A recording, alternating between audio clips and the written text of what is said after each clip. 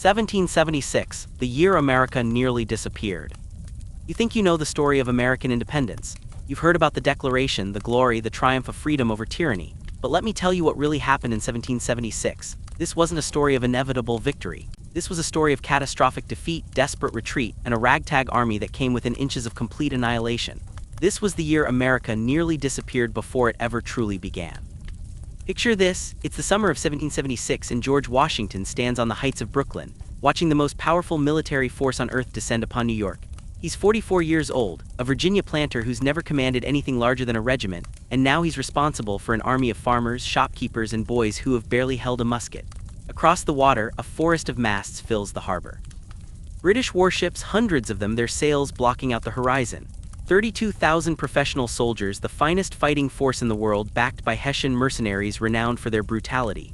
In Washington, he has maybe 19,000 men, most of them sick, undisciplined, their enlistments running out with each passing day. The odds aren't just against him, the odds are laughable. But here's what you need to understand about 1776. This wasn't a war that America won. This was a war that America survived. Barely, by the thinnest of margins, by luck, by weather, by the sheer stubborn refusal of one man to give up when every rational calculation said the cause was lost. And that man, that Virginia planter who history would remember as the father of his country, spent most of this year learning how to lose without being destroyed. Because that's what 1776 really was. A masterclass in survival, in retreat, in holding together an army and an idea when everything, absolutely everything, was falling apart. Let's go back to the beginning of the year.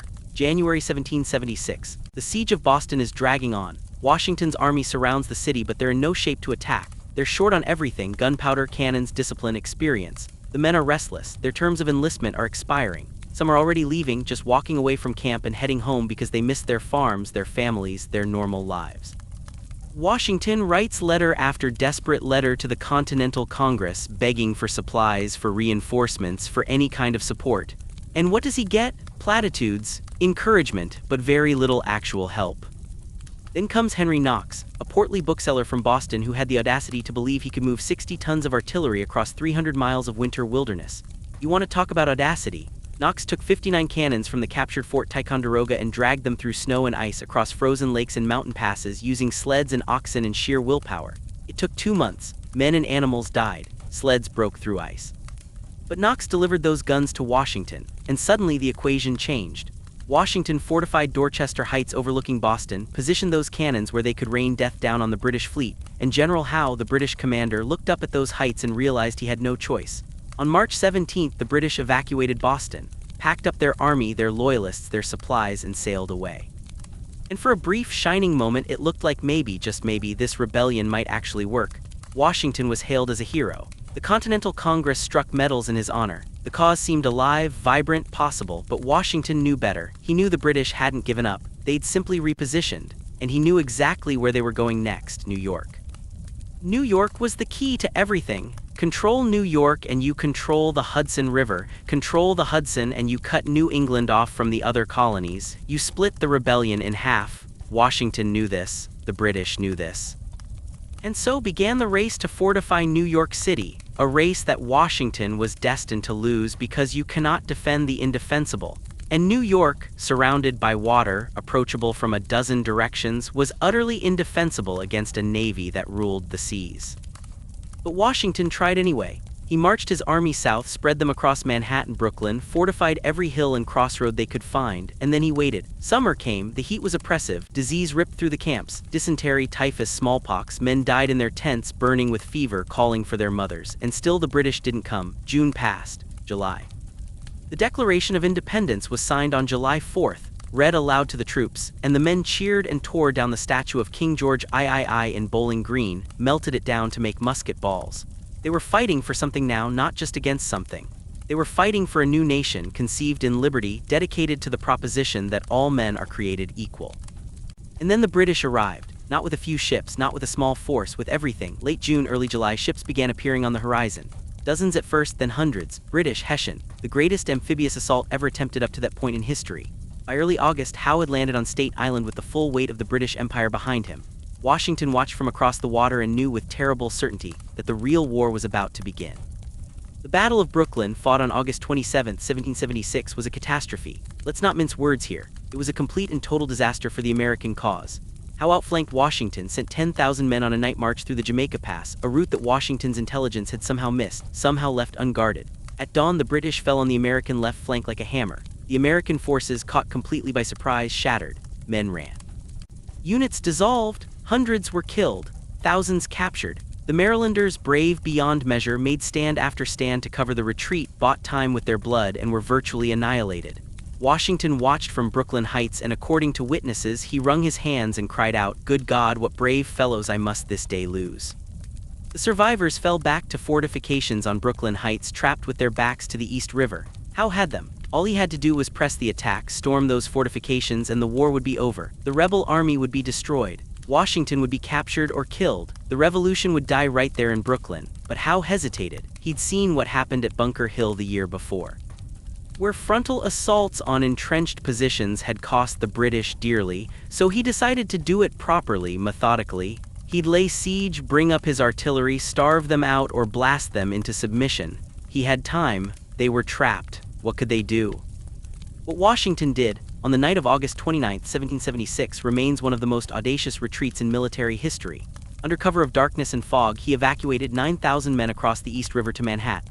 Every boat, every ferry, every vessel that could float was pressed into service. Men rowed back and forth through the night, silent, desperate. The British lines were so close the Americans could hear the sentries talking. One shout, one alarm, and the British would have attacked, trapped the Americans in mid-evacuation, slaughtered them on the beaches. But the fog held, the darkness held, and by dawn, when the British finally moved forward to finish them off, they found empty trenches. Washington's entire army had vanished like ghosts. But this was a retreat, not a victory. Washington had saved his army, but he'd lost Brooklyn, lost the battle, lost men and morale, and any illusion that this war would be easy. And worse was coming. The British controlled the waters around New York. They could land anywhere, anytime. Washington tried to defend Manhattan, spread his forces across the island, but it was hopeless. On September 15th, British forces landed at Kip's Bay on the eastern shore of Manhattan. American militia, untrained and terrified, broke and ran at the first sight of British warships firing broadsides into the shore. Washington rode into the chaos, tried to rally them, screamed at them to stand and fight. They ran past him, threw down their muskets, fled in panic. Washington was so furious, so overcome with rage and despair, that he stayed on the field, exposing himself to enemy fire, seemingly wanting to die rather than watch his army disintegrate. His aides had to physically pull him away. The Americans retreated north up Manhattan, fighting, delaying actions, abandoning position after position. The British took New York City. Washington's army was falling apart. Desertions increased daily. Men whose enlistments were expiring simply left. Whole regiments dissolved. The Continental Congress, safe in Philadelphia, sent encouraging words but little else. Washington wrote to his cousin that he thought the game was nearly up, that without drastic changes, the cause would be lost by the end of the year. Then came the Battle of Harlem Heights on September 16th, a small engagement, barely more than a skirmish, but it mattered because for the first time since Brooklyn, the Americans fought and held their ground. They even pushed the British back. It was a tiny victory, meaningless in strategic terms, but psychologically it was everything. It proved they could fight, they could stand, they weren't just a fleeing mob. But Washington knew he couldn't hold Manhattan. The British could surround him again, trap him like they almost did in Brooklyn. So he retreated further up to White Plains, leaving behind a garrison at Fort Washington on the northern tip of Manhattan. This decision to hold Fort Washington would haunt him. His officers were divided. Nathanael Greene, one of his most trusted generals, argued the fort could be held, that it controlled the Hudson, that it was vital. Others disagreed. Washington, exhausted, uncertain, decided to leave the garrison in place. The Battle of White Plains, fought on October 28th, was another defeat, though not a rout. Washington's army fought well but was outflanked and forced to retreat again. They moved north into the hills, then across the Hudson into New Jersey. And on November 16th, the British attacked Fort Washington with overwhelming force. The fort fell in hours. Nearly 3,000 American soldiers were captured, the single largest loss of American troops in any engagement of the war. It was a devastating blow. Washington, watching from across the river, could do nothing but witness the surrender. His army was crumbling. His reputation was in tatters. Congress was beginning to question his competence, and the British were coming. What followed was the darkest period of the war. The long retreat across New Jersey. November and December 1776. Washington's army was dissolving. They started with perhaps 5,000 men. By the time they reached the Delaware River, they were down to 3,000, maybe fewer, exhausted, hungry, sick, dressed in rags, their shoes falling apart, leaving bloody footprints in the snow. The British pursued, confident, taking their time because they knew Washington was finished. General Charles Lee, who commanded a separate American force, was captured by British cavalry while visiting a tavern, depriving Washington of desperately needed reinforcements. They crossed the Delaware into Pennsylvania on December 7th and 8th, taking every boat they could find with them so the British couldn't follow. And then they waited. The British, comfortable in their winter quarters across New Jersey, confident the war would be over in the spring, stopped their pursuit. Hessian troops garrisoned towns across New Jersey, including Trenton, settling in for the winter, celebrating their victories, counting the days until the rebellion would be officially crushed. And Washington, desperate, staring at an army that would cease to exist in a matter of weeks when enlistments expired, made a decision. Not to retreat, not to hunker down and wait for spring, but to attack. It was madness. His army was in no condition to attack anything, but doing nothing meant certain defeat. Attacking, even if it failed, at least offered a chance. And Washington, who'd spent the entire year learning how to retreat, how to survive, was about to teach the British that survival sometimes means attacking when your enemy thinks you're already dead.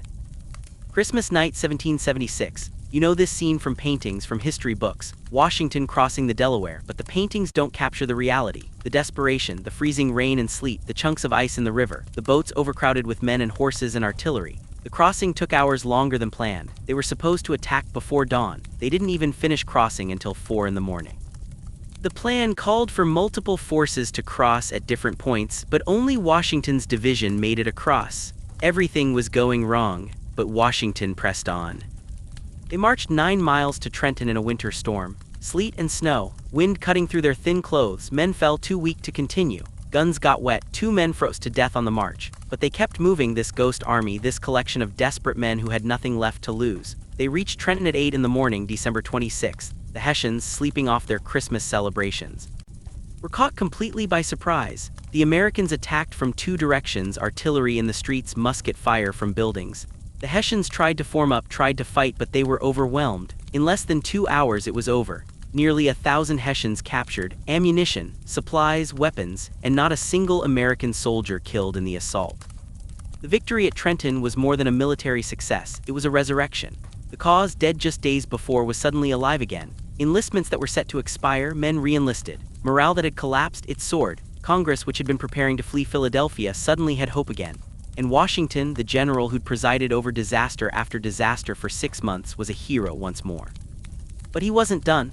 A week later, on January 3, 1777, Washington struck again at Princeton, defeating British forces in another surprise attack.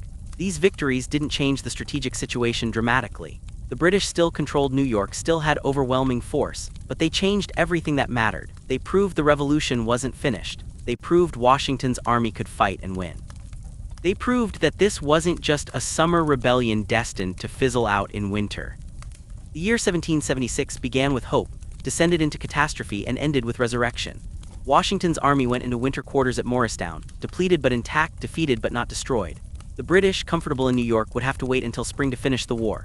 And that delay, that survival through the darkest winter, would give the revolution time to breathe, to grow, to find allies and resources, and the strength to continue.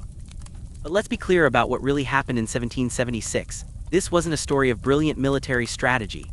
Washington was outgeneraled repeatedly. He made mistakes, serious ones. He lost more battles than he won.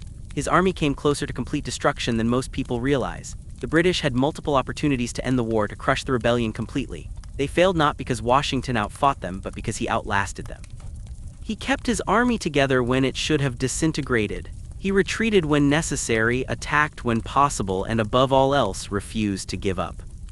And that refusal, that stubborn, desperate, irrational refusal to accept the inevitable, is what saved the American Revolution. Because wars aren't always won by the stronger side.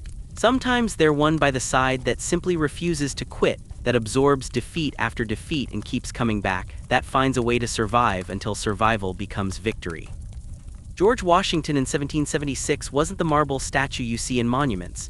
He was a man barely holding on, watching his army fall apart, making decisions with incomplete information and no good options, learning leadership through catastrophic failure. He cried on the battlefield. He lost his temper. He doubted himself and his cause, but he didn't quit, and in the end, that made all the difference. The Declaration of Independence, signed in July 1776, declared that these colonies were free and independent states. But declarations don't make reality. The men who signed that document put their lives on the line, literally. If the British won, they'd hang as traitors. Everything depended on whether Washington could keep an army in the field, could keep the idea of independence alive long enough for it to become real. And he did, barely, by the narrowest of margins. Through Long Island, Manhattan, White Plains, Fort Washington, across New Jersey, across the Delaware, and back again to Trenton and Princeton. 9 months of disaster punctuated by 2 brief, brilliant victories that changed everything. You want to understand America? Understand 1776, not the myth, the reality. The year we almost lost everything before we ever really had it. The year that taught us that freedom isn't won in a moment of glory, but in months of suffering, in the choice to keep fighting when fighting seems pointless, in the decision to cross a freezing river on Christmas night because doing nothing means certain death.